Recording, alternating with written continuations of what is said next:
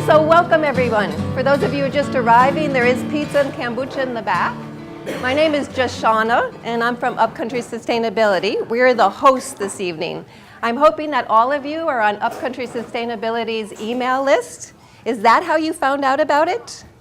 Upcountry Sustainability email list. If you're not on it, you want to get on it. And this basket, speaking of Upcountry Sustainability, we are a nonprofit citizens group that just gets together and we try to do at least a once a month topic like tonight being a very special one because this one's going to empower all the other ones that we do. So this is a critical one. You guys will be sharing the information tonight with all the other meetings that we have. So while I'm on Upcountry Sustainability, what's happening next is on March 23rd, that's another Monday night, 2 weeks from tonight, we're working on garbage. So we'll be doing the story of garbage. What we've done is invited anybody who has anything to do with garbage on the island to come to that presentation. So far we have a few presenters from the recycling side and from businesses, and we don't yet know if the county is going to be there, but we do want to keep people informed about as best as possible about different activities on the island. So that's Upcountry Sustainability for the moment. And it is our major privilege that we have these two very inspired and very knowledgeable guests that are going to upgrade us in our ability to be effective in the legislature.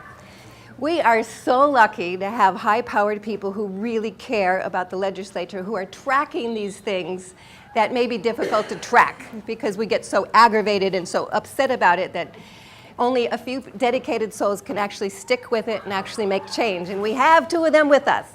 So Katie was the founder of TEDx Maui, and she also is on the board of HAPA.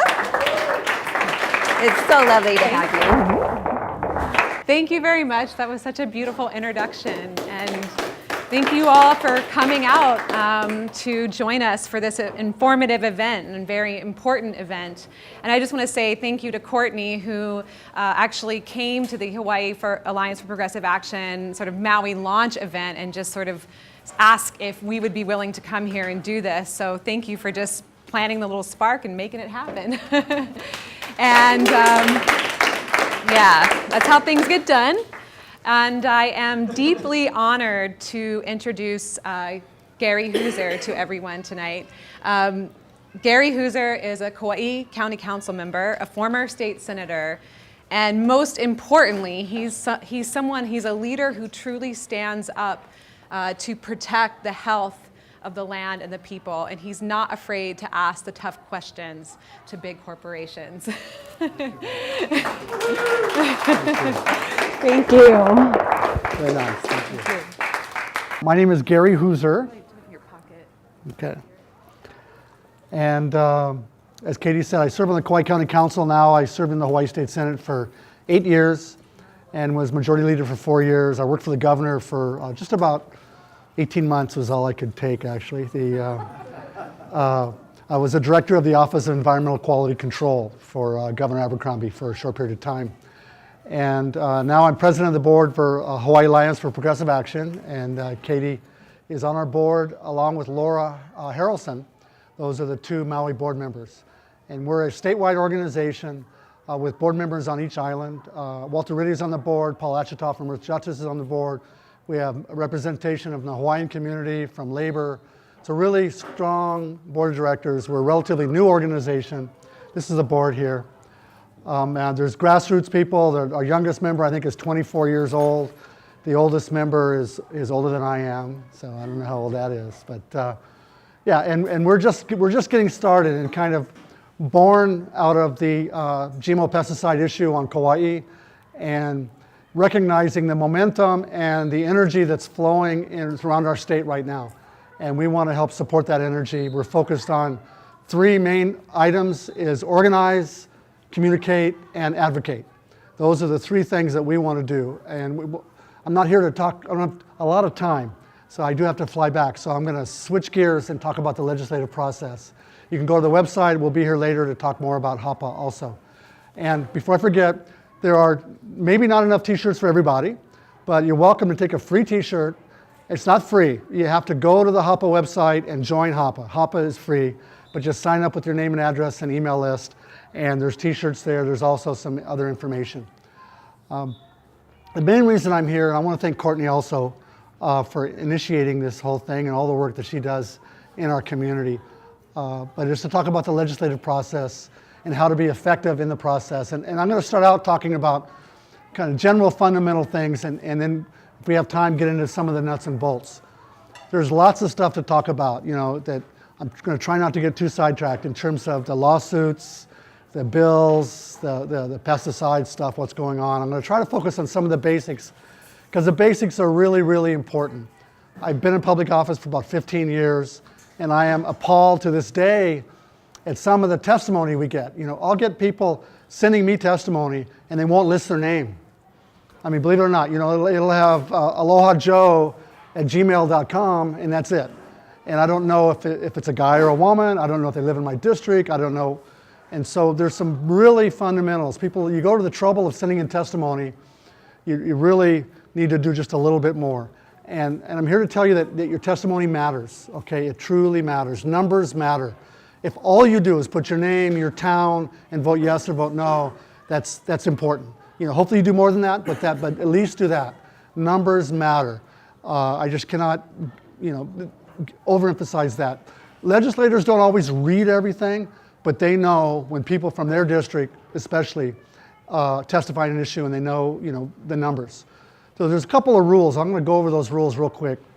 The first rule of my life and the life of Roz Baker, Kalani English, and Gil Agaran is no matter how smart you are, no matter how hard you work, no matter how good you are in your heart, you cannot serve without getting elected.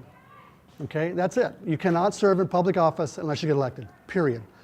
And people will say, well, that doesn't drive me, but it does. It's there all the time. You must get elected to serve. I love what I do. I wake up in the morning just thanking God that I'm able to do what I do, but I got to get elected to do that. So that's job number one. Number two is majority rules. It's all about numbers. So Gary Hooser's like to think I'm a pretty smart guy, but to get things accomplished, I need a majority. There's 25 state senators. 25 state senators. What's the most important number in the state senate? 13. Give you a t-shirt. So that's it. With 13 votes, you can do anything. You can be Senate president. I was majority leader because I had 12 friends. You can chair committees, you can run the show if you have 12 friends. 13. 51 members of the House, what's the most important number? 26. 7 people on a committee? 4. Okay. And so that's it. You might have the best idea in the world, but if you can't get 3 other people on that committee to support you, you're not going to do anything. So that's fundamental. The third rule is when people tell you there's no money. Government always says there's no money. There's no money for a pesticide inspector. There's no money for a bridge. There's no money for this, or there's no money for that. When they tell you there's no money, what they're really saying is it's not a priority. Okay, there are billions of dollars, hundreds of millions of dollars for everything that's a priority, but not for what you want necessarily. Those are like 3 things that you should remember. How many people here know who their state senator is? So you know the name of your state senator. Okay, this is good. I speak to many audiences and nobody knows who their state senator is. Everybody know who their representative is? Okay. That's the most important, you are the most important person to them. I can't get elected without the people in my district. Okay, so if you don't know who they are, you are missing out. That's the most important. It's more important for you to talk to your senator than it is the chair of the committee or the Senate president or anybody else. That person counts on their election, counts on you to be elected. So you have to know who they are. So I talk about there's a hierarchy of influence. So I'm a busy guy. Senators and representatives, and we're all busy people. You're busy people. I get sometimes hundreds of emails in a day. Now, who has the most influence on me? Who will I respond to first before anybody else? Pardon me? In your district. No, who else specifically? Your wife? My wife, exactly. And my daughter and my son. Okay, so who next? Who next? People and who, but specifically who? Fellow legislators. No. People that donate money and people that stand out in the hot sun holding signs for Gary Hooser, okay? If you stand out in the hot sun day after day to get me elected, and you call me up and say, Gary, I need your help, I'm going to call you back. I'm not going to go to jail for you. I'm not going to violate my principles for you, but I'm going to do what I can to help you because you helped me. And that's the way the world works. And so if you don't have a relationship with your senator or your House member or your council member, then you're missing out. And we're lucky we live in a community where you can do that, where you can have a relationship, a personal relationship with your elected people. You can't, if you live in New York or California, you can't do this. Chicago, forget it, unless you're some high roller.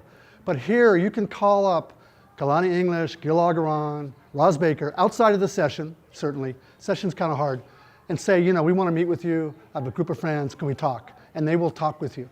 And if you're not doing that, then you're really missing out on a huge opportunity, because that are the people that influence. That's how influence happens. That's how lobbyists know that. Lobbyist is not a bad word. The Sierra Club lobbies, we all lobby. You send a testimony, you're trying to get people to do something. So please, if you leave with nothing else, you should know who your House member is, know who your representative is, and then develop a personal relationship with them. If you find people you like, Kaniela Aing comes to mind. I love that guy. You got to keep him in office. You got to malama him. You got to help him. You got to give him money, whether it's $20 or $50 or whatever. You got to support the people that support your issues. That is, that's the short version of this whole thing. And I just can't emphasize enough how important it is to be involved and engaged. And you can do it with phone calls. You can do it with email. You can do it with letters to the editor, and to stay involved. So those are the core issues. Now the main tool you want to use is on the Capitol website, capital.hawaii.gov, and is that where we're at, kind of? So this website, it's really pretty easy to use. You can monitor bills. You could put in automatic notifications or people notify you on legislative issues. You can read the changes. You can read all the testimony. And it's just a really powerful tool. And anyone has questions about this, just feel free to. We want this kind of be free-flowing. People are using this right now. Okay, good. We're in a place at the legislature now where all the bills are going to cross over soon. So most of the bills have gone through either house. So the bills start out, House bills start out in the House, it has to go through all the committees, and then cross over to the Senate. Likewise, the other way. And so that's the process we're in now. After the end of the process, it goes to what they call conference committee. And that's when they work it out. Yes? Question. So if you're associated with a particular group or opinion amongst your representatives and senators, in your experience, what's the fine line of being burdensome and annoying and trying to reach out to your representative or senator, trying to include them in the conversation? For instance, I've been trying to get in touch with one of our senators to talk about a particular issue. And I'm happy to have the conversation. I don't want to seem burdensome, which would work against me. So, from your experience, that's a tough one, actually. And when I give these talks, I like to tell the truth. I don't like to sugarcoat things. And there are more than one legislator who will vote for things because he doesn't like you. I mean, they regardless of the policy, I don't like Joe, I'm not going to vote for it. I don't like Gary, I don't like Summer, screw these guys, I'm going to vote against it. There are people that do that. Whether you have to tiptoe around them or not, I don't know. From an organizational, strategic point of view, I would say a good cop, bad cop is the way to do it. I'm tired of being patient with some of these people, myself. But there are people, and I've worked with them, who will not vote for something because the person barged in without an appointment, and I mean, silly stuff like that.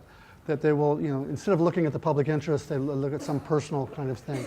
There are all kinds of people serving in public office. There are, smart, educated, highly informed, articulate people, and there are people who are on the other end of the spectrum. There are people that think, ideologically they're a different perspective, different things. And the idea is to find out, well, we're looking at a bill. Let's say you're looking at an issue. You want Bill XYZ to pass. And you have to chart it out. I mean, if you're doing it the smart way, you say, which committee does it have to go to? Who's on that committee? How many votes do I have? And if it's a 7-person committee, you need 4 votes. You know who your friends are. If it's an environmental issue, you know these 2 people will probably support it. How do I get these other people? So how would you get those other people? You would look for people that live in their district who share your values and who hopefully had a relationship with them, can go talk to them. I'll give away some secrets here. The thing I'm most terrified about is people standing in my community holding signs saying, don't vote for Hooser, he's awful. Or writing letters to the editor saying, you know, I tried to make an appointment, he never called me back. I'm like terrified of people saying I didn't call him back. And I can't call everybody back, but you try. But really, you know, someone to stand up and say, you know, I tried to reach you and you didn't. And so people in the district, you really, I can't overemphasize that. In terms of, I would say don't hesitate to push as hard as you can. They need to know that it's not going to go away, that this is an important issue to you and to your community. So I would say, at the end of the day, that's what I would say. Don't worry about offending. I mean, don't be rude and obnoxious, and don't make personal attacks. Don't ever say, you're never going to get elected if you don't do this. Don't ever say that. Most people, when they say that, they don't live in your district. You know, it's like, you know, I mean, really, people would do that to me. You know, we're going to make sure you never get elected, and you find out they're from, you know, Mililani Town or something, and so that's it. Yes. Another thing I think that's very important that we're all kind of working with is trying to get a list together of all the senators and assemblymen and council members that are for what we're trying to do with the GMO controversy. And it seems like we don't have a list that we can all count on, because if we have this list in front of us every day, we're really going to see clearly of who's on our side and who isn't. And I think it's really going to help us. And I mean, I can help a little bit with that. There's some senators who you know are on your help, and Senator Ruderman from the Big Island. The guy's, you know, he's great. He shares our values. Senator Josh Green. But wouldn't it be nice, you know, maybe on the Shaka Movement or some page somewhere that we can actually have a page that we can go to and start influencing all of our opinions of these people by what they represent. And I agree with you. And some of us who are really in the trenches trying to get things through, we keep private lists kind of thing. Absolutely. And who we get. We don't but, need to say it came from you, by the way. No, good. Don't ever do that. Please. That's a kiss of death. Gary Hooser said I had to call you. And they get. And lobbying 101, you never violate the confidence, and you never lie or BS the legislator. Okay, as soon as you do that, your credibility is gone. You know, if someone tells me something and I count on it and it's not true, I risk my whole reputation on that. So that's rule number 1. The other issue is the devil is in the details. So lots of, the standard answer would be, I'm open to that. You know, do you support labeling? Well, I'm open, but I have to see what the whole thing is, you know, and it depends on the bill. An example I use is every year, somewhere in the world or in the community, bad things happen when people leave children in the car unattended. Okay, so someone leaves a child in the car unattended, there's heat stroke, the car gets stolen, something bad happens. So one would argue there should be a law against people leaving a child in the car unattended. And everybody usually says, yeah, there should be. Then you say, okay, well, how old should the child be? Is it okay to leave a 15-year-old in the car unattended? You know, well, you know, and so you get into the details. Is it okay to leave a baby in the car while I go get a newspaper out of the rack and I can still see the car? And so, you know, so it's easy sometimes to get general agreement. I support people's right to know. I support labeling, or I support this, but I don't support that bill. And some legislators will use that as an excuse. Yeah, I mean, you know, yeah. Not everybody is forthright, as they say, in this process. But it's important to nail people down, if you would, as early as you can. And then you can go back to them. You said you were going to support labeling, and you're not, or, you know, I'm counting on you. And it's like locking in votes. You lock in commitments. You know, it's sales work. Anybody here in sales?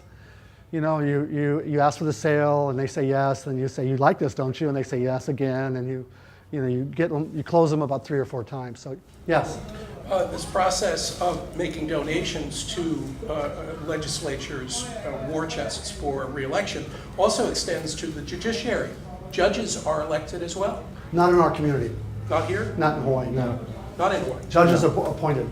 Thank you. I read something really interesting on campaign spending or funding and stuff.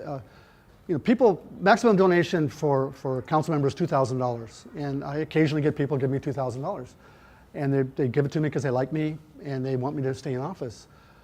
And I like to think that I can't be bought off for $2,000, or certainly for $500 or $1,000 or whatever. But it does sensitize you to that particular person's issues, or so that particular person calls you and says, Gary, there's an issue coming up. I hope you're not going to, So the article I was reading talked about use the compass as a metaphor.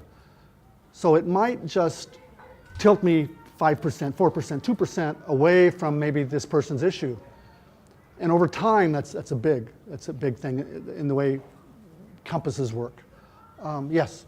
Just an example of your statement about the, it's in the details. Sam just mentioned about judges who are elected, and you correctly said no, they're appointed here. However, every 10 years, the judicial, there's judges are reviewed. Right. And there was a judge here on Maui that there was enough opposition, not only from other attorneys and everything, that he was not appointed. Right. So again, that's just, in other words, you were right, he was right, and then there was this little tiny addition. Right. And it's true about all of these issues. You might have a senator who agrees with you on 9 issues, but then you have another passion issue 10th, they disagree.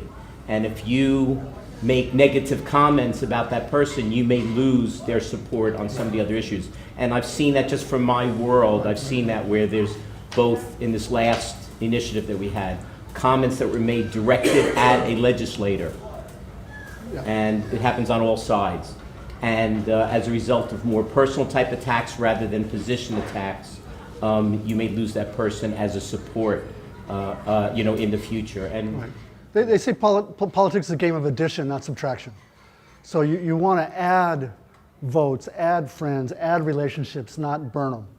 And sometimes you end up burning them, but you need to add to it. And I'd be remiss if I didn't compliment the people of the county of Maui for the fabulous job you did on the ballot. I'm getting myself chicken skin here. It was really cool. You inspired not just yourselves, but the entire state of Hawaii and beyond. On Kaua'i, we did some pretty good stuff over there, and it was life-changing for me personally and for a whole lot of people. But you folks, to do what you did in the face of all that money and all that opposition was truly, really, it's just,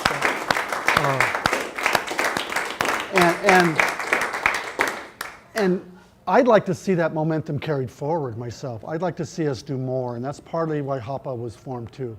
I'd like to see it more, and we can do more. There's so many people that are engaged. You have a sense of your power more than you might have had before. Even if the county isn't supportive, even if we're in court, still, the accomplishment is phenomenal. Yes? The role of chairs in the Senate committees and House committees, we hear that they really dictate what bills are going to be heard and how rarely what they want is overturned by the rest of the committee. Any guidance on working with chairs or working with the rest of the committee? The question is about the power of chairs, and the reality is chairs, the way the system operates, the chair of the committees have tremendous power to control how the legislation flows. The other reality is, what's that, one of those rules? Majority rules. So if a majority, so when they say there's nothing I can do, the chair wants to do this, that in my opinion can be a cop-out, because the majority can say, no, chair, we want to do this.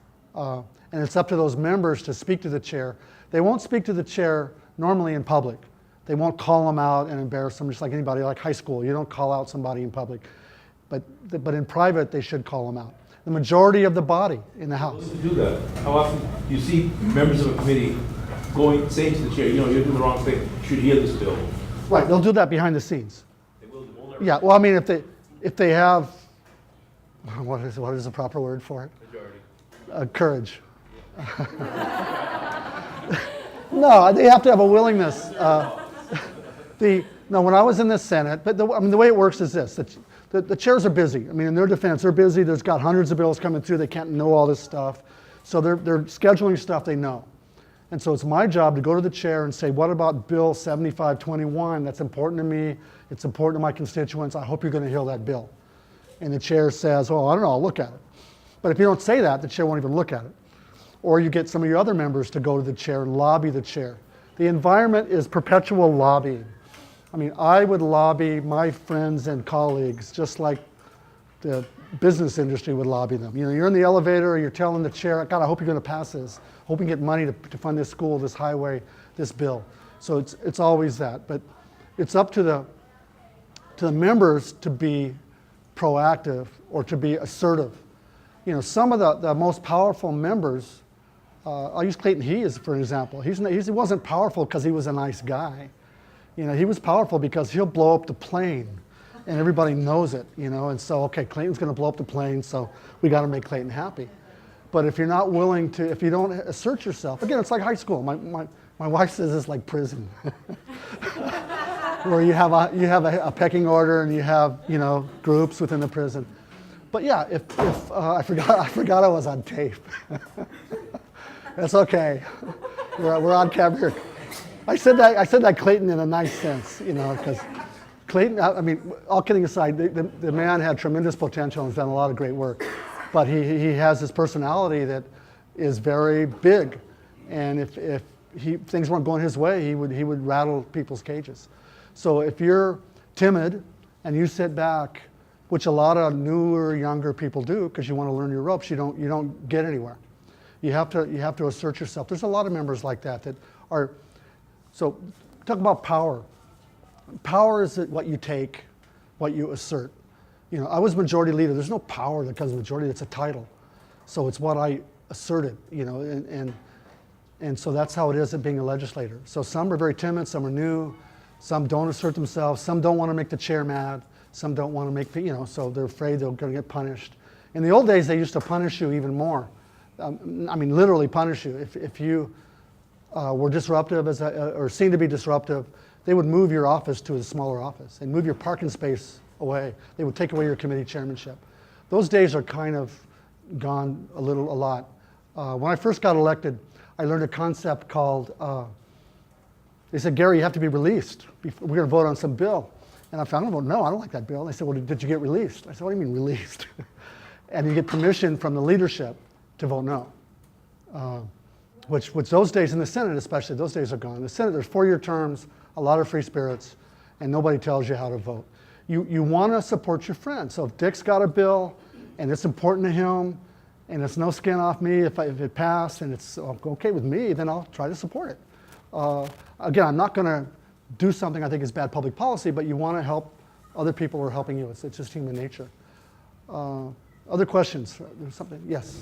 You've spoken a lot about relationships and addition of subtraction, but can you just speak a little bit, because I think it's really important, on especially for a layman or somebody going in, on building relationships with staffers.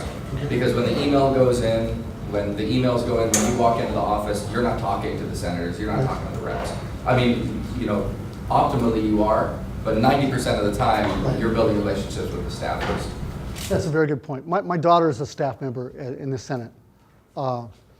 And she tells me, these people are yelling at me, and you tell them, be nice to the staffers, you know, and it's true. Those are the gatekeepers, and if the staffer likes you, they will maybe carry your testimony in and give it to the senator. You know, this so-and-so was really nice, they came in and they wanted me to show this to you, so here. Or they can drop it in the trash can. I don't think they do that, but I have had senators tell me, I'm not going to support this bill because some yo-yo came in here, threw their weight around, tried to push our staff members, and I'm not going to support it. You know, and sometimes it's money for somebody's project or something, or demean the staffer. You know, come in there and say, could you get me a cup of coffee? That kind of stuff is like, but it's very important. My experience, staffers don't have that much influence on the process. they don't,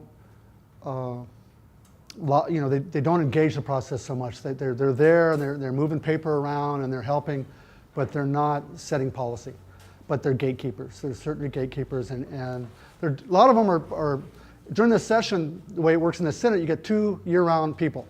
So 2 year-round people, normally you have an office manager and then a legislative aide. And during this session, you have a session budget, and so you hire part-time people.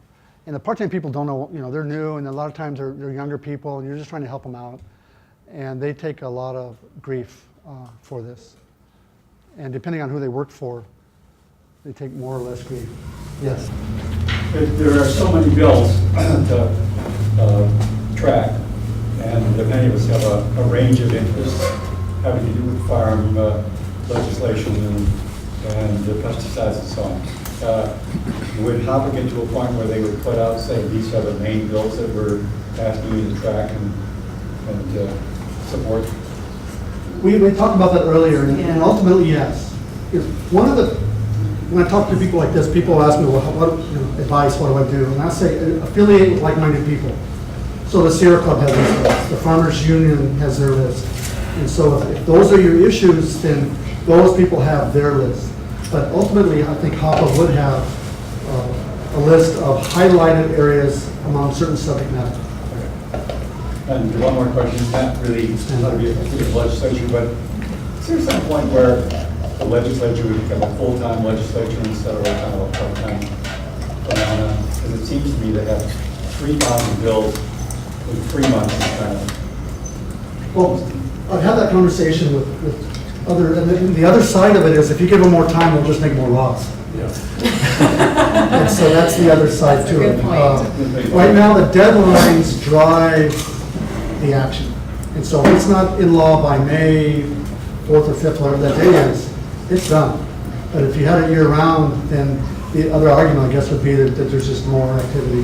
Whether that's a good argument or not, I don't know. I do think that having a House and a Senate separately, as opposed to one, what's it called, bicameral or unicameral? Yeah, it's good to have two because it keeps everybody honest. I mean, really, you can't. No matter what the Senate passes, the House has got to agree, and vice versa. So you don't have a concentration of what's the most important chairmanship in any legislative body? Finance. Ways and Means. Ways and Means and Finance. Yeah. Some books will tell you that's more important than the president or the speaker. Okay, so I'll let you go. So, is it? I'm just curious because you were talking about how important it is to know who your representatives are, and like you asked me the question earlier, and I didn't know the answer. And I'm very new to this game, and I know some of you all in the room have been very involved in the political process, but it's something that's really, I've been very inspired as of all of the great movements that have come forth in Hawaii over the past year, and have noticed that many of my friends are now getting into it, and we're starting to get together and talk about bills, and I'm actually having friends email me about bills, and I'm seeing this nice movement. So just recently I signed in and created an account on this page for the first time. And so how many of you all are currently registered? Okay, good. No. Yeah, I've always voted, but I've not, submitting testimony. Register to be on the website so you can submit easily. You can testify on bills. So are any of you all not doing it? Not to call you out, because I'm totally newbie too. So okay, yay.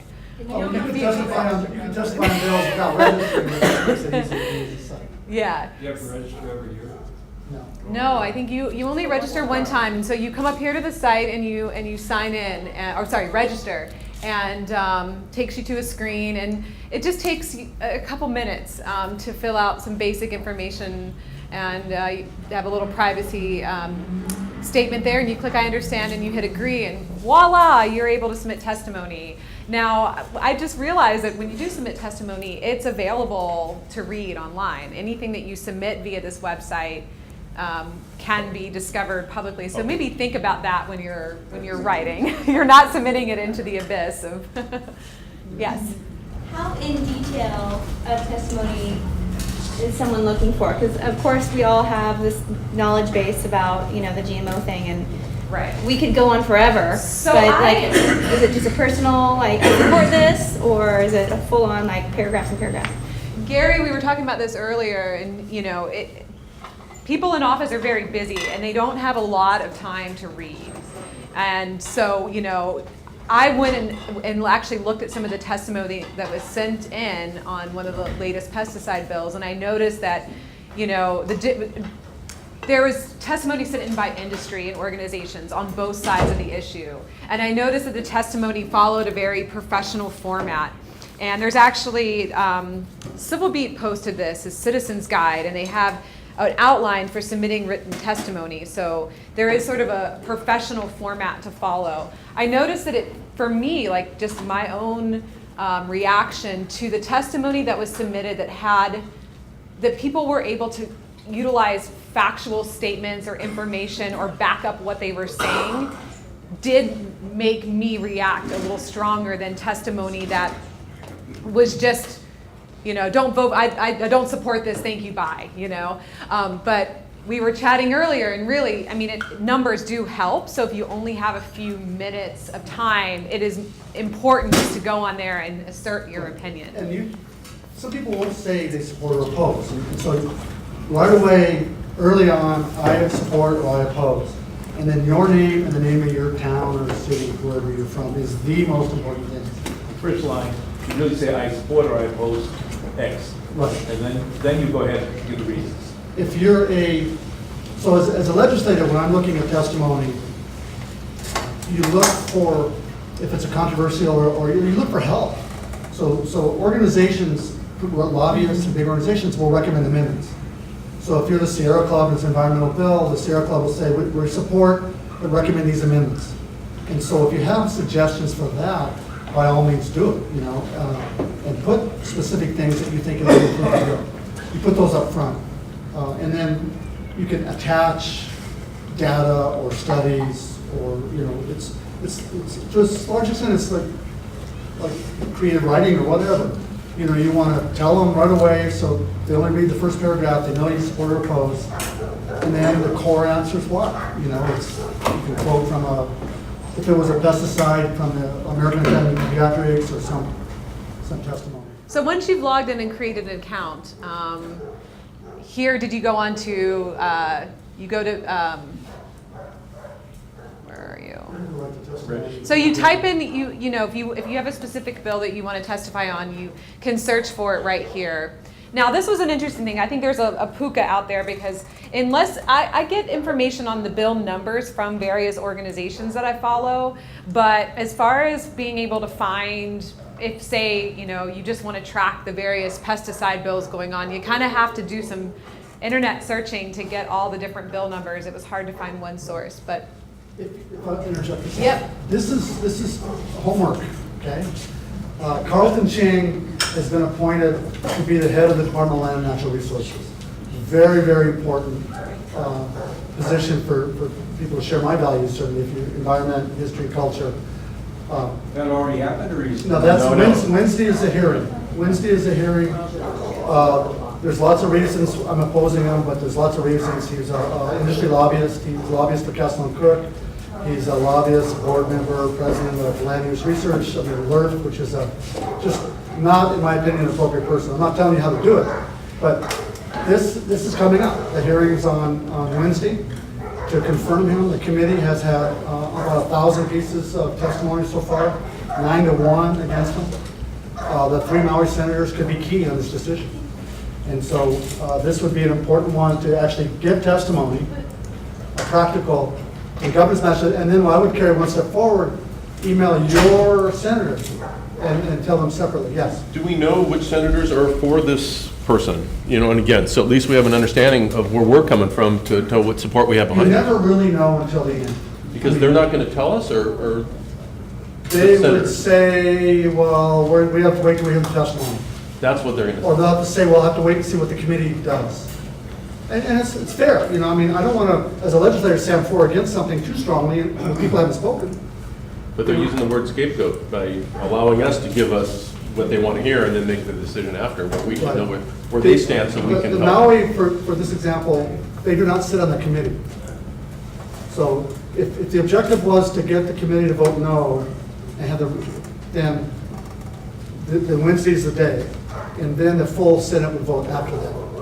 So it's just important to get the word out, but we don't really know. I mean, we could guess, but I don't want to really do that. But most of them will say, well, we're still looking at the information, or And I heard we needed 4,000 signatures. I heard that somewhere, and I'm confused on that. I actually emailed Sam about that. 4,000 signatures. 4,000 signatures to oppose him. Oh, there was 1,000 testimonies.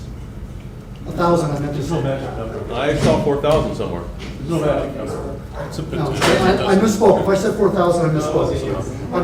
It was in the news today that there was about 1,000 testimonies coming in on this issue, running 9-1 against you. Gary, I'm staying over on tomorrow night, and to go Wednesday morning to is the hearing. Will there be public testimony there? Yes, it will be. Okay. And we have a committee who's very concerned about this appointment. And so they want to listen to the testimony, as opposed to a hostile committee. You know, sometimes you know the chair's not going to listen to you or whatever, but this chair is Senator Laura Thielen, who is a former head of the DLNR herself, and is concerned about the appointment, I think. I don't want to speak for her, but sort of. Gary, this question is about when you go through different committees and whether the sampling is cumulative or differential. Let me restate that again. A bill goes into one committee, say House Bill X, and I submit testimony. And then it passes through that committee to go to another or a pair of committees. Is my original testimony imperative that you must testify an additional time for it to be counted for each hearing? Right. You have to testify new each time, because the bill oftentimes will change. Because the bills are amended pretty much every time they go through. And the testimony is all public. They will post, you can read the testimony. So you can read what other people are testifying, what the proposition is. So when if there's a bill that you're interested in, of course you can show up and testify in person, or you can also do it online, which is the most convenient way to do it. And so Courtney, say she was scrolling Facebook and she just sees this post that's about the nomination, and she's like, oh, I've got to submit some testimony about this. So she's gonna take that bill number and then come over here to capitalhawaii.gov and put that into the system. And voila, here is... Every bill or action will have this sheet, which talks about how it first started, the date it's first started, and the action all the way through will go down. So it'll give us the new number of the replacement after, like Yes, he was saying, yes. goes to a next. Can you go to a bill? How do we keep- Maybe Senate, let's say No, Senate draft. that's a governor's message. If you go to a regular bill. Go to HB, go to HB number. Does it say SB 1037. I should have But you can, yeah. I was just going to show them a more detailed. Very simple, but this should have a link so that we can go to the next version of it. If it's been updated. This is a key step from a couple of I years know. Okay, let's start out. Yeah, so it's. So you look here, you put in the bill number. This is the root bill number. Okay, that's what it starts out, Senate Bill 1037. That starts out, that's a Senate bill. It was a House bill, let's say House bill. I probably should have something like that. I'm sorry.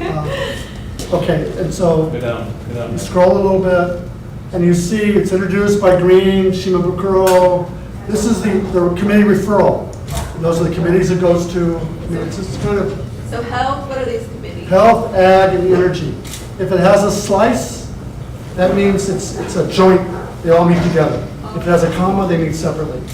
So it has to pass these three committees before it even gets to WAM, Ways and Means. And then this gives you a complete history of it. It tells you how people vote. It tells you that they do it with amendments. So then it starts out, once it's amendments, it goes to a different number, slightly different number. Is It's called it- SD1. Is it helpful if you see how people voted to write nice notes to senators who voted for something? I mean, is that helpful? Yeah. Okay. People, it's nice to get, It's nice to get nice feedback, Affirmation. affirmation, that Yeah. everybody probably feels that way. I mean, everybody. Even though that takes your time, you actually go look at all the things, But I'll. well, just get, I mean, I personally skim all my email. So if you put it in the first paragraph, it's Thank you. That's nice to hear, right? Thank you for voting for that. So maybe that's also. yeah, I think it's real important, actually. It's a good point. So they know that they're on the right track from their perspective. Go back. Even if that's all it said, right? Yeah. Thank you, Gary. Appreciate your vote. Because then you know people are paying attention to you. Right. And it's also very interesting to go and look to Oh, yeah, see here. the testimony that's been submitted. Yes. And you get to see what entities within our community are opposing or supporting Yes. certain bills. And then go through, get a committee report. These are The next- committee reports. The next committee. That'll summarize what happened in the committee. It'll say the Sierra Club and these guys came in with supporting and Worth Leonard was opposing, and this is why we did, we amended the bill for this reason. This will list all the testimonies, and this you see the actual hearing notices. And then this will be the most current version of the bill will be somewhere. The committee reports will also sometimes say how many people gave in written testimony in favor and against. So that's where your account gets, that's the So you can track, what happens is, a bill starts out, you might like the bill right away, it's like, mom and apple pie, and then it passes the next committee, and you're cheering, and then you realize it's been amended, they've taken the pie out of it, The apple. Yeah, so it's, so anyway, that's an example of that. You've got copies of the, and then what HAPA is trying to do, or will be trying to do, a little bit now, but other organizations do it, this Sierra Club does it, and will provide talking points basically. We'll give you background information, why this is a good bill, why it's a bad bill. And I encourage everyone, and that's what impressed me about the Kaua'i, our bill 2491, and I suspect the Maui. People took ownership of it. They just didn't vote yes or vote no. They wanted to find out what it actually said and what it means. And so we have an increasingly educated, which I encourage people to And I think when you submit testimony for something, I mean, that's a great point. You really should take the time to educate yourself on these bills. Yes. If there is an issue that I've signed petitions about, and sometimes in a petition you have a chance to say something, testimony, is then to go on here and do this redundant? No, that doesn't count. Petitions I mean, are good. I mean, this is just the world according to Gary Hooser, my experience. Right? So if someone says there's a petition for X thousands of names, that's impressive. But rarely do I have time to skim those names or look at those names. Sometimes those names, especially online petitions, a lot of people from the mainland, so it's good to qualify for those petitions, where they're from. If they're all from Maui, then that's different.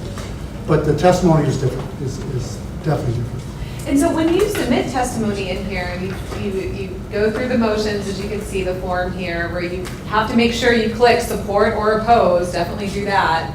And then you have this area where you put your letter in. You can also upload a document on your official letterhead if you desire. Once you hit send, where does that go? How does that get That routed? goes to the clerk, the committee clerk for that committee. And then they keep a file and they post it, yes. So I understand that if I submit, if I choose, I can make a document and And save attach it, it. and I can upload it. Right. And I like to save my testimonies so that when they come up again, I can just use it for the next hearing and change the dates. Yeah, that's fine. But if I make comments, how does that, does each legislature get that also? Yes, You comments do? are made. Okay. Yeah, I would normally, if I was doing it this way, I would paste my testimony to that, just to make sure that everything makes it through. Another little trick, if you would, unfortunately, there's no way to CC. So let's say your senator is Kaua'i English, and he's not on the committee. So he won't get this testimony if he's not on the committee. And unfortunately, you're not allowed, there's no CC for him. So then that would be a second step, would be to email him that same one, that was what I would do. And their addresses are all SEN in the last name, Sen English. And if you want to mail to all of them, which I encourage people to do, it's SENS, SENS at capital.hawaii.gov, or reps@capital.hawaii.gov. It goes to everybody. Yes. Could I offer a little tip on the website as well that I found Sure. interesting is the reports and lists function. So Courtney, if you go back to the homepage of this capital.hawaii.gov, especially now that we're in crossover and a lot of us are going to be looking for bills that have actually crossed over. So just go to straight up capital.hawaii.gov. so that all the original stuff is there. Because searching for bill number by bill number can be a little bit cumbersome. Yeah. So there's another function when we get to the main homepage that lets you search by introducer. So say you know that Representative Cliff Suji is going to be introducing bills that you don't agree with, you can look at every single bill that he introduced. Or you want to follow bills that Representative Poniella Ing introduced. So that button to the right, reports and lists, to the right, yeah. Click there. And then you can search for measures you'll see. And it'll give you a huge list which is exportable as well. So it can export to like a Excel matrix or something, and then you can create a bill tracking list from that. This one. So this is like, for me, far more useful than that on the left if you don't already know a bill number, if you're just looking for things you're interested in.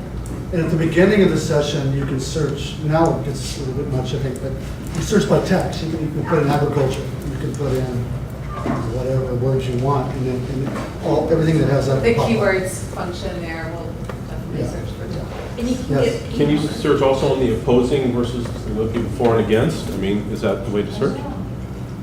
I think you can, if you go back to reports and lists, you can see. Because I think it's very important for us to know where we can fit in to help convince all of our friends that we really need their help more than maybe not needing their help because everybody's done their job. And I think that's so important. So now we're kind of almost a halfway point. So some of the members have track records of votes. So they've already voted us on a pesticide bill, you know whether they voted yes or no on it. So now you can predict what they're going to do the second half, so maybe you can use that. I'm talking about the voting. Where do we see the public record of ourselves? I think you'd have to look at a specific bill. Can we try it just to show everybody? Because I think it's important for us to know how far along we are, let's say with this representation of this guy that we don't want as our agricultural guy. Well, he hasn't been voted on yet, so we have no way to know. So there's no public record of what already voted? I already voted to oppose him. There's no record for that. There's no record of any don't get to legislative vote. voting because the vote hasn't been held yet. The legislators vote. The legislature, but our vote is opposing. I mean, that's considered a vote. No, we're not a vote. That's This- Testimony, okay. Okay, the testimony. An opposing testimony, Okay, yes. so How do we- normally, most committees, it's up to the chair. Most committees will post a testimony either right when the hearing starts or right when the hearing's over. This particular case, Senator Thielen is posting the testimony ahead of time. So that might be on there now. It was in the media yesterday. Well, you heard there was 1,000. That's how we got that information? Yeah. Okay, good. And you can read the testimony, yes. Usually the legislature takes a break between at the time of crossover, and then the legislators come back to Maui and very often meet with their constituencies in their own districts. And a number of that might be a way, if you want to talk to some of your legislators, Bill Kalani or whoever, Peter, whoever it might be, and have a chance to talk to them, just, stroke them or not to condemn them, but stroke them where they're doing the right thing. Because the bill can be totally changed all the way through the process. So they use a term called a vehicle. So on the pesticide issue, almost everything died. There's one pesticide issue. It says relating to the health of pesticides. So that's a vehicle for that legislation. So it's crossing out of the Senate, goes into the House. The House could theoretically put entirely new contents in that. Good contents, hopefully. And then it would keep moving forward. A little thing is kind of an interesting little thing people see. The date of the bill. People will look at the bill and say, wait, it's got a 2050 date on it. It's effective on a certain date? Okay, so that is a practice, they call it defecting the date. That means this bill cannot be passed into law until the date's fixed. It doesn't really mean it becomes effective in 2050. It's a way to, so I'm in the Senate, we pass a bill into the House. I want to make sure, if I'm not happy with it, that it comes back to me. And if we pass it out clean, they may just pass it into law. But if it's defective, then they have to come back to me to fix the date. So it's just a technique. It's not really the date. Often people will say, well, how come they're doing that? It's crazy, it's 2050 or whatever. It's called a defective date. Yes, Doug. My name is Sylvia Cabral, and I've done a lot of testimony. I want you to know that you can write or type a letter and take it to any public library, and they will, for free, fax it over your testimony. Also, I sent Courtney a very concise breakdown of how to give the testimony and all the chair names. So she has that if anybody wants it. It's already been done. I've got all the chairs of all the committees that are, say, the pesticide or the farming, the ag, the main ones that we are concerned about on the Maui community. So you asked Courtney for that. There's also a very good resource after Capitol called the Public Access Room. It's on the 4th floor. You can go in there, it's free, there's computers, there's copy machines. It's really good, the people are really helpful. And I would say, back to like some practical, maybe you don't know the bill numbers, but you can call your senator and say, listen, I just want to talk to you briefly and let you know, I hope you're supporting increased regulation of pesticides. I hope you're, labeling. I hope you're, whatever the issue happens to be, homelessness. And without quoting bill numbers, you can still let him, he or her know these issues are important to me, and so it's helpful. It really is. Hey, Ann. Also, the public access room, there's a number, and if you call it, these ladies are amazing. When you're new at this and you're following something, and you're thinking, yay, and it's going on, and it happened that day, and you go back and it says deferred, and you're like, wait, deferred means, does that mean it's dead, or does that mean it's going somewhere else? When you're new at it, you have questions, those women are awesome. So get them the number for the PAR and just feel free to call there and talk to them. They'll walk you through all They really are helpful. They really want to do that. Great. And, yes. So if you want to send emails to council members or representatives who you feel don't listen and support the other side, what's the best way to do it so you don't further alienate them? I don't know, I just feel frustrated from what you said in the beginning. Maybe what I feel like saying is going to make it worse in the end. It's hard. One side of me would just be honest, just tell them in as gracious and a professional manner as you can, without being personal, without calling names. Like, don't you get it? And accusing people of being bought out is not a good strategy. I mean, it's just not. Because I see the world as we all have different biases. And they don't agree with me, not because they bought out, but because they might have bought out to the values, or sold out, I should say. But it's not about payoffs and stuff, in my opinion. People that support me are people that support the environment, that support progressive issues, and they help me and they give me money. That doesn't mean I owe them my soul. And other people, the Chamber of Commerce and the building industry and the contractors and developers support their perspective, and that's just the way the system works. So I would resist being personal and just be honest with them and back it up with facts. And whenever possible, meet with them face to face. I mean, let them tell you they're too busy to meet. If you're one of their constituents, I would ask them, get in a room, look them in the eye, and it's better over time. With the state legislature, it's really hard. They're really busy, the schedules are hard. But with council members and outside the legislative session, I would say get up close and personal with them. A small group. Nobody really likes to have someone shouting at them or saying negative things to them, and that's just, so anybody who has a different opinion than you have to really treat that situation with respect. And I've definitely observed people that have taken the time to call their council members to have a very informed discussion with them about the issues, and that when approached in that way, the council member actually took the time to have the conversation and was listening and opened up doors. Now, did that council member change their opinion? I mean, something happened in that moment because the situation was approached with intelligence and respect, and I'm here to help you. I want to help you understand these issues. This is what's going on, and these are the facts that I have to present to you. You might want to take a look at, because this is going to hurt your community. And people that are nice to me, I want to help. We might not agree, but they're nice to me. It makes me think more. Well, what can I do? And maybe amending the bill, and maybe I don't know what, but yeah. So yes, Joe. Gary, another really quick technical question on this. So if you testify less than 24 hours in advance of the hearing, and you file the chisel testimony, it shows stamped late, do Does anyone from legislature ever see that? Is there even a point in doing it if it's less than the 24-hour period? Does it show up in any other records besides that one file? The short answer is yes, it's worth doing. I believe that most people operate, they accept that testimony and it's stamped late. So as a senator, I'm going through a testimony, it'll have a slate stamp, it'll still be there. Whether it gets posted online, it may or may not. But yeah, I would say it's definitely, some are sticklers, they really want it on, on time, and so you should try to be on time, but I would say send it anyway. Other news flash here. Mulway has canceled the hearing for tomorrow and scheduled it for March 31st.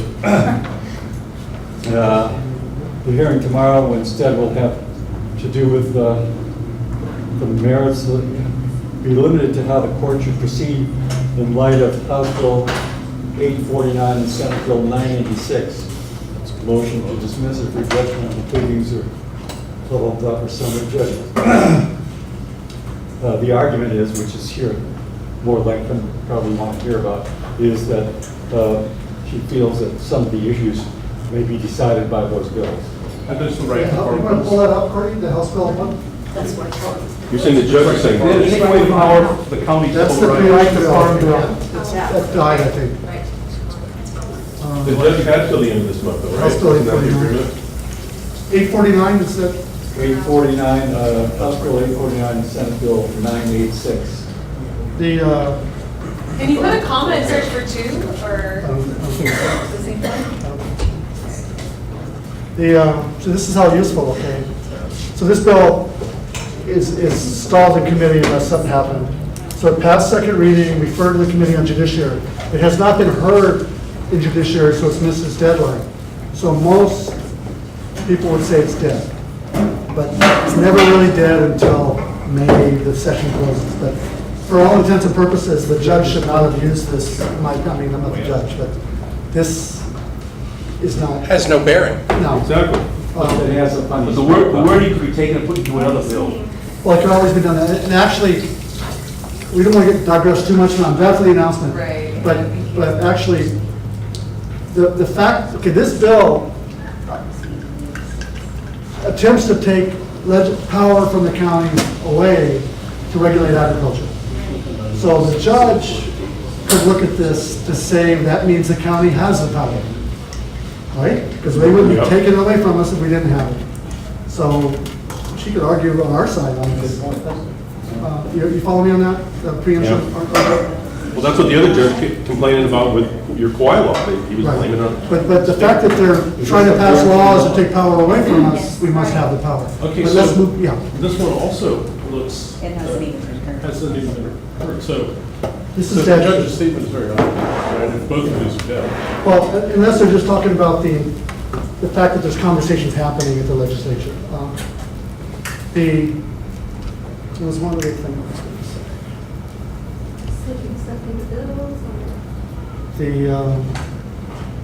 The date? Oh, this is these are little things, but I find them kind of cute. Well, oftentimes like this, okay? The bill's dead. The rules say that you have to meet certain deadlines. Okay, that's what that's what people say. The rules say. And so I learned a long time ago, well, who makes the rules? Okay? So the legislators make the rules. So they can waive the rules and do whatever the hell they want. Because they make the rules. They waive rules all the time. Deadline rules for hearings is supposed to be 72 hours. Well, oh, we forgot. We only give 24 hours. We only give up to 2-hour notices. But remember this is an important rule that they make the rules. So whenever someone says, well, we can't do that because the rule says this, if they really want to do it, they can do it. You want to talk some more? Well, I want to, if I can, and also I do want to Let's give some hold off time questions to for a talk second. about HAPA Okay. and what HAPA is doing. So, are you all familiar with HAPA? I feel like I'm pretty The Hawai'i Alliance for Progressive Action. No. Okay. This is brand new? It's brand Yes, new. Okay. it's a 501c3 tax exempt organization. It's all legal and everything. So contributions are tax deductible by federal. We're by charter a charitable educational organization, which means your lobbying has to be limited to 20% or so. But that's just a technical thing. We educate more than we lobby. It's based on Kaua'i. I'm president of the board. Katie's a board member. We have a statewide board representation on every island, and that's our website, hapahigh.org. Tell you a little bit about us. Before I forget, there's a T-shirt while they last for anyone who wants a T-shirt. And all I ask is that you sign up. You go to Join HAPA, and we get your name and your email address, and you'll be on our list. And the first issue that we're working on is this GMO pesticide corporate issue, because that's what was born on Kaua'i, and that's what we're doing here. We're focusing on organizing, communicating, and advocating. And my theory is now we proved it. There's more of us than there are of them in terms of our mindset and our values, but we're not organized. And we get organized for this issue, and then we kind of go back to our lives. And so we're hoping to better organize and communicate with our community, as well as the outside general community as a whole. There's a lot of misinformation. Well, you saw it on your.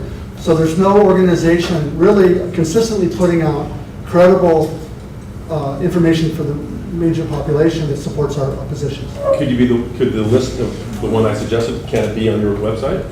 The list of legislators that support these positions. On certain issues it might be able to. Okay. Again, you could certainly have friends and foe kind of thing. During election time, we probably do questionnaires and you judge for yourself.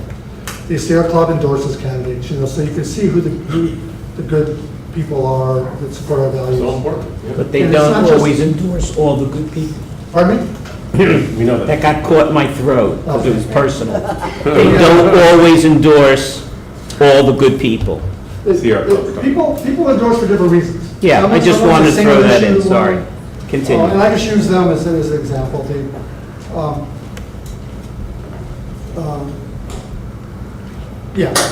So you could list your friends, to support, certainly. I'm talking about politicians. That's the main list that we all want to know, so we can be behind them, because mayors are for 4 years, senators are for 4 years, councilmen for 2 years, right? Is that correct? Councilman. So we want to know ahead of time next time that we're going to have our ducks in a row of who we want to, support. So HAPA's original vision had 2 organizations, 501c3, 501c4. 501c4 can be more aggressive in the political spectrum. We're meeting next week to do a strategic planning session, and this issue is probably going to come up. I believe personally that we all should be more aggressive in changing the makeup of our councils and legislative bodies. Yes. That means we need candidates to step up, and that means we need to step up with the information, but also with money and holding signs and that kind of thing. At the end of the day, that's what's got to happen. And yes, HAPA will be playing a role, whatever legal, moral, and ethical role we can play on that. But we're definitely heading down that path. There's actually a third organization that often has to be created, and that would be a ballot committee, because you're even the or a 501c4. PAC for that matter, Right. to raise money and spend money to help candidates win and provide The education. lobby. I think there's other stuff happening in other places too, in terms of candidate education and that kind of thing. Yes. 2 comments. One is, it's very exciting what you guys are doing. Thanks for getting organized with it. I believe that one of the most powerful things you guys can do is to help us have a few aides on your team that go in and look at the legislation. We all know very quickly how we need to vote.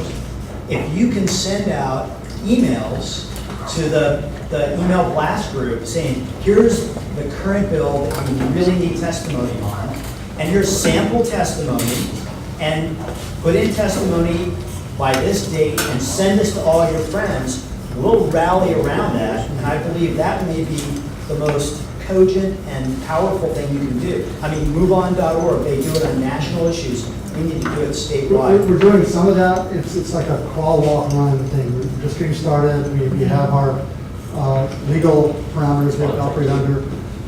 The best place, actually, well, if you sign up, you'll get email information from us. If you're on our website, you'll definitely get email. But if you go to Facebook, we do regular postings on that also. And I think that, in many ways, is the most inobtrusive way to get the information if you can just go. I highly want to say, recommend that everybody here go to the HAPA website and sign up for HAPA. We are a new organization and we're getting going, but one of the most powerful things we can do is unite as progressive across the entire state. It's not coming up on my phone. The website? Yeah. Is it the Wi-Fi? Is it Write out the whole word. HAPA? HAPAHigh.org. Hapa what? HAPAHigh.org.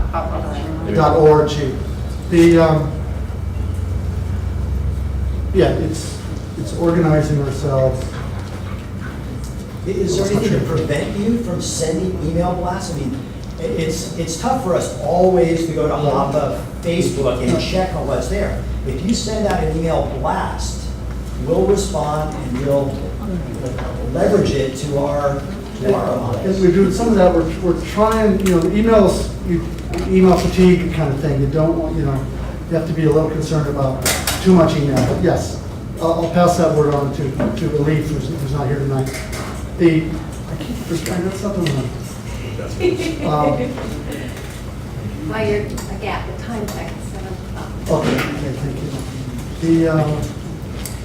That's the feedback I'm trying to give you. No, I Is that got it. we will not experience email fatigue. Okay. If you say, this is HAPA, hi, here's a new bill that we know you want to be aware of, here's what we recommend you give testimony, here's sample testimony, we will take that seriously, and that's a way we can really create momentum with your guidance. Actually, we have the same feedback.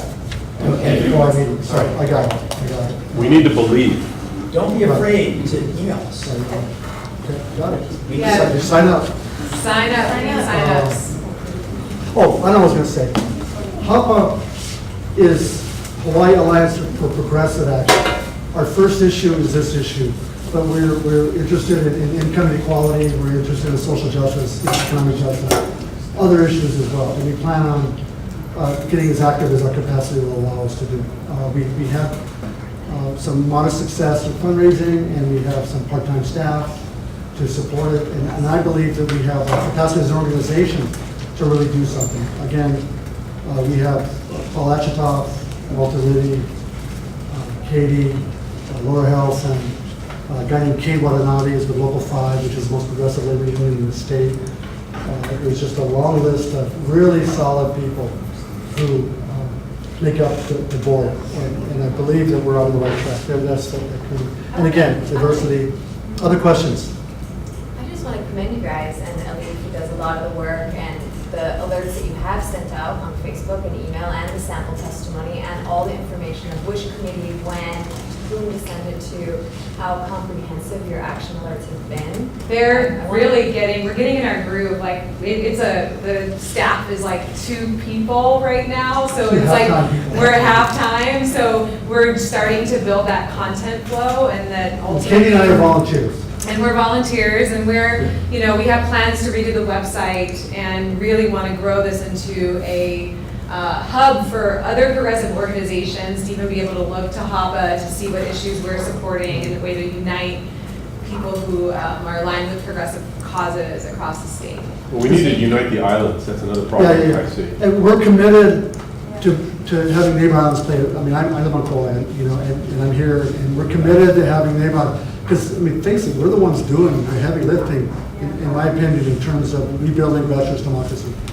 And we want to inspire our brothers and sisters and all of them to do the same thing.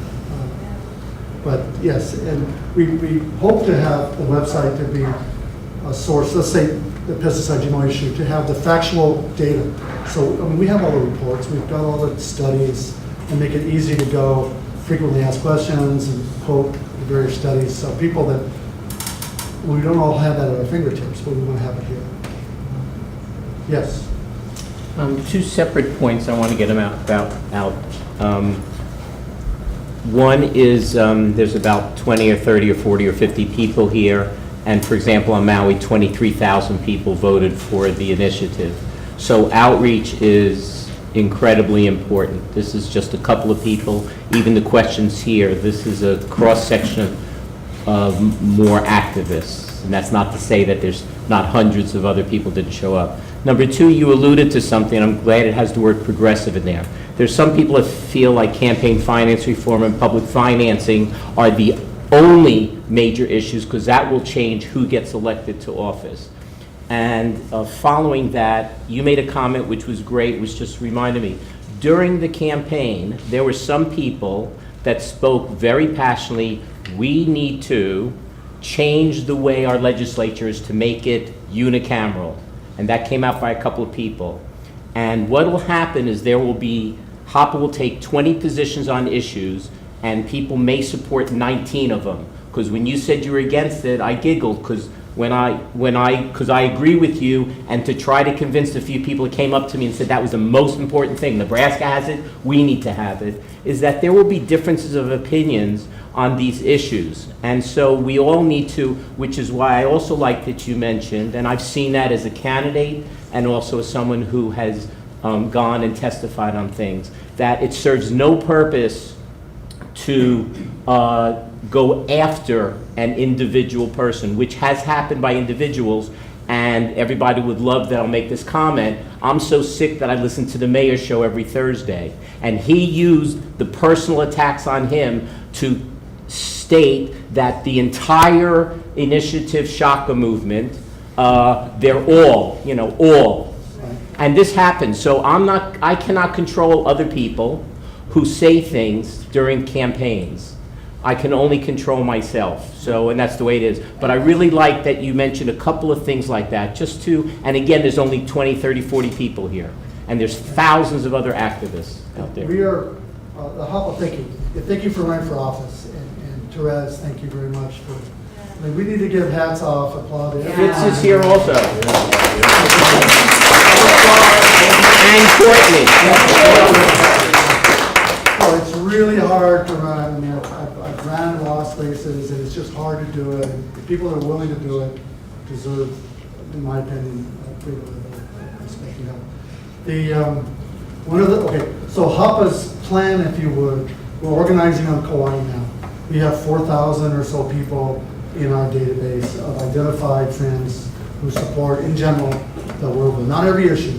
And so we're working there, and then our plan, tentative plan anyway, is to start compiling that here and do whether we do chapters or how we do it, we're not quite sure, but to start working, because these are the two communities that are the most engaged, and they're identified. I mean, you could pick the districts that supported that bill and the people that did it. So that we realize it. The question is the district voting we have, where we vote for all the council members. It makes it very hard to get intelligent progressives elected.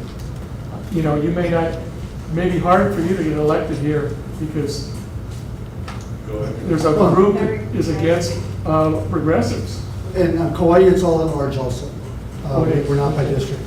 And that's another topic. And I think Kaua'i is different because you don't run against someone, right? Right, it's all at large. That's true. We don't. Yeah, here you're actually running against somebody with whole island votes. So. And for what it's worth, I came in, I was losing just like the ballot initiative was losing. In the third printout, I won at the same time. So we're getting double cheers at my house. What else? I don't know, does anybody have any questions about HAPA? I was just thinking we're getting close to the mark. We've got to whisk Gary. I have to fly back home. Do you have a core group on Maui that's organizing HAPA here? Not really. I mean, we have both I'm on board. No, not yet. I mean, we're having our strategic planning meeting this weekend, and we kind of decided we really wanted to get that honed in, just figure out how to actually engage people on each island, because of course I see stuff happening all the time with HAPA on Kaua'i, but it's still very, And I'm in Kona on Thursday, so there's a lot of interest, but we as an organization have to figure out what's going to look like. We have a board here, or just the whole structure thing. Yes? Gary, you talk about strategic planning for HAPA, and at the Oahu event, we filled out that postcard, and we listed kind of 3 things. My assumption is that you did that around the islands. What was the general consensus, or can you share anything right now in terms of what seemed like were really hot topics and where you guys might be going besides this issue? before you. I think we should talk. I didn't bring those folks today, but we did bring them. In general, the issue we started with is the issue where some people were surrounded with. It's a GMO pesticide and stuff. But emerging is the income inequality, it's the minimum wage, it's homelessness, it's this great disparity. At the end of the day, it's about corporate greed. And that's what's Monsanto, that's you name it. That's really what it comes down to. Home rule. And how do you impact that? So that begs the question: how do you, as an organization, as a community, what do we do about it? And we can take issues that we're on, but also I think we have to fundamentally change the makeup of the people that represent us. Yes. And it doesn't take, even though I said the majority is what's the most important number, it doesn't take 13 new senators. It just takes a few, because that dynamics change. There are people that serve in office who share our values, but maybe they're more timid. Maybe they're less experienced in the world, and so they hold back. And so one new or two new people that are energized and maybe willing to push a little harder, it empowers those other people. No, we need 6. Well, we need 6. Yeah. You need as many as you can get, but one or two can make a huge difference. One or two can make a huge difference, and certainly in the way the Senate works. The Senate was 25 people, so you have small factions. And yeah, go ahead. I think we had, 43,000 voters in Maui, is that correct? 85. 43,000 that voted on, Right. okay. How many on Kaua'i voted for what you guys are doing? There's about 20,000, we're about 1/3 the size of Maui. So how many voters, though, do you have? We had 23,000, I think, that voted for our cause here. How many would you have on your island? Maybe 11. So that's 30-something thousand people that Oh, no. we really need to get. Our target on Kauai is 10,000. But the whole 10,000 point, names identified, and 20,000 is the target the here. whole point is that 23,000 voted for something. We have to count them again for helping us to do what we all want, and we're not asking for their help. I So don't think. the strategy, it'd be how you identify it. We've got ideas for that. And you can almost, in some district, close your eyes and pick somebody because the district was really maybe 80% for the ballot initiative, numbers I've heard. So those districts are kind of easy. You can farm them if you would. And then there's other ways. There's petition names, there's testimony, there's ways to identify your friends. And we're kind of working on that. And talking to Big Island has the biggest case that they've ever had where the judge said, grow GMOs on our island again. I mean, how many people are, upset over that? We don't even know, right? Yeah, Hawaii County is hard, just the geography. But, so we figured Kauai, Maui, and then probably over there, in terms of our limited resources. Because it takes some money to input names and just. Sure. Friday in the Big Island, they had a big protest on the west side, Right. right below it. With the TPP. Right. So that's the kind of issue we would be involved with, but we don't have time for it right now. Yeah, we're going to have to wrap it up. It's time for you to hit the road. Okay. Well, thank you all for. I'll stick around